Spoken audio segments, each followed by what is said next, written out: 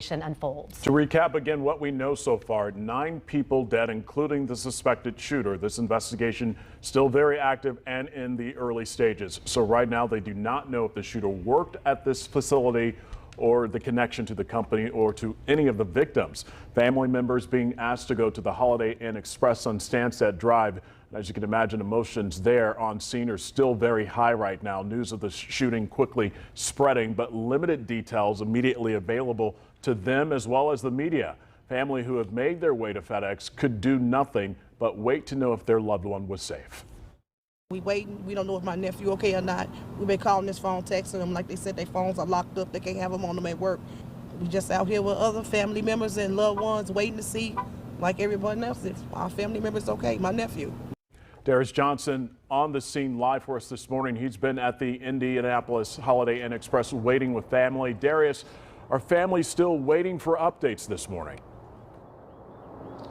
Hey there, Daniel. Yes, on the inside, just behind this glass, these windows right here, there are still possibly about a dozen families who are on the inside still waiting. Some of them who are standing right here at the door still waiting as well. They have kind of pulled the curtains to where you can give some of them a little bit of privacy. We are not allowed to take our cameras in there. We are not allowed to conduct interviews in there. We've mostly been waiting outside to give them their space, give them their respect, and also, hoping to talk to them as they find out any more information, just to be able to enlighten us what's taking place and also, what they've learned about their loved one as well.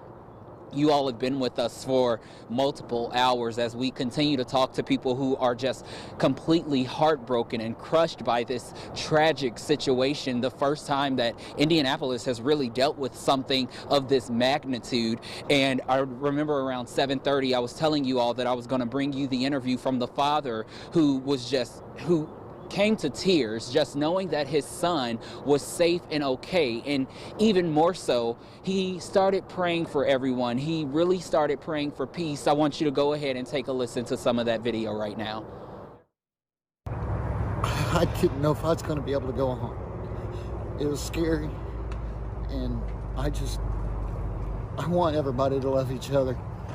That's it. Yeah. Thank you so much. Any words you have to say to Hoosiers or to even, those who have lost loved ones today? I love you guys. There's no need for this. Community coming together in the midst of a tragedy, and that's just what Hoosiers do during this time. Once again, as I told you, we've been here since around 2 o'clock this morning, where there were hundreds who were pouring in just to try to learn anything, whether their loved ones were inside the facility waiting to be bussed over here, whether their loved ones had gone to the hospital and they had some injuries, or whether their loved ones had sadly passed.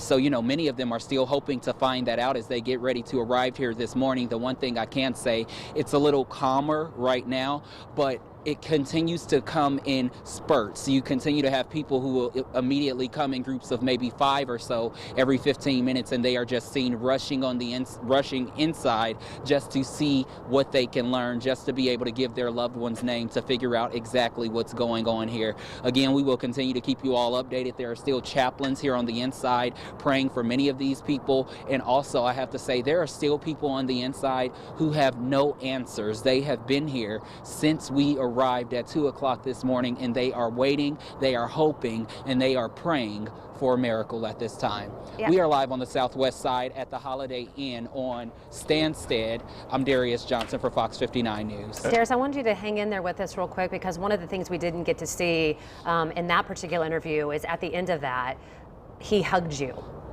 Can you tell us a little bit about that moment? Yeah.